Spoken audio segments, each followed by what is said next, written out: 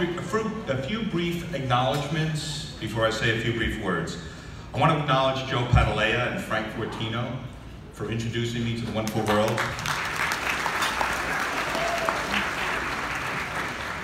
To Tim, to Steve, to Barry and Richard, as well as the other board members for the warm embrace.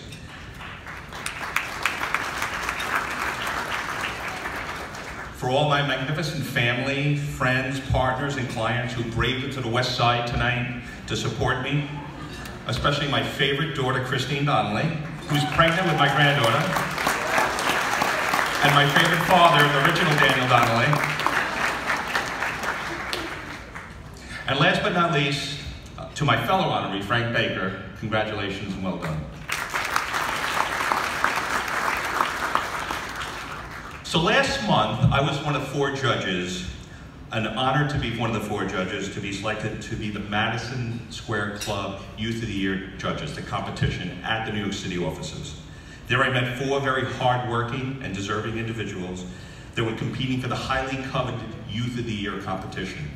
There I met Destiny, Omar, Diamond, and Grace. I would like to give you a brief snapshot of the process because it's reflective of what Madison Square really is. Each of the 4 judges was given an application with questionnaires and 4 essays. It was about a half-inch thick. And the essays were about trials and tribulations, problems, opportunities, goals, aspirations.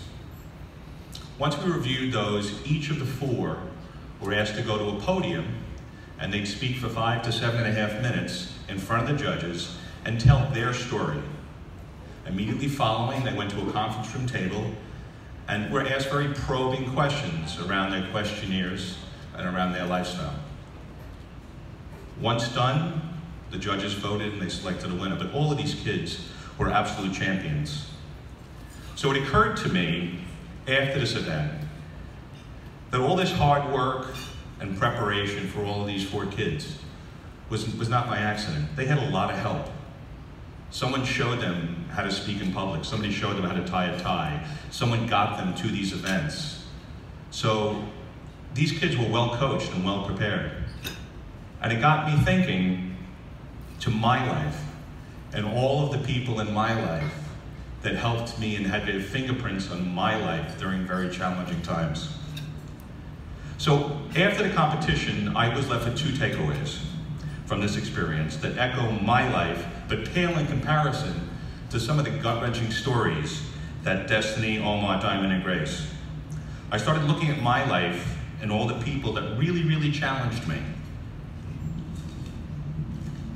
The first takeaway was that these students actually showed up in good times and in bad times. But they showed up, and showing up is what it's all about. And not only did they show up, but Madison Square showed up and represented them. So my big takeaway was there is that I vowed at that point to show up even when times get bad and difficult. And that's really what life is all about. It's really about showing up and doing the best that you can. And the second was even more challenging because when you heard some of the stories of some of these obstacles that these young students had gone through, I realized that my greatest transformations and successes had come from the most challenging people and problems in my life. And a lot of you are here tonight, by the way. But you allowed me to push past my boundaries and create possibilities. And to me, possibilities is what life is all about. It's about making things possible. So again, I want to thank you and all my friends for challenging me. I'm thanking every one of you that are here to support me and Madison for challenging me in my life and helping me grow past my boundaries. So before I leave you, one last thought about challenge and possibilities. So last week I did a construction engineering inspection in the Harlem Clubhouse. And it's a magnificent structure, and I encourage all of you to go there. So I was fixated on the gym.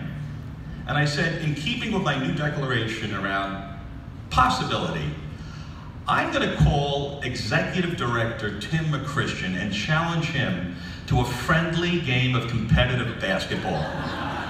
Now, you've seen Tim stand up. He's 6'4", lean and strong, play basketball at a semi-professional level. What am I thinking, right?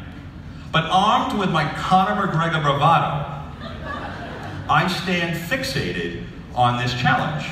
So when I called Tim and I said, Tim, do you accept my challenge?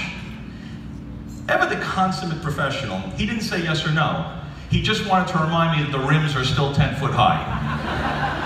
So I want to thank all of you for coming here tonight to support Madison. And he still hasn't accepted.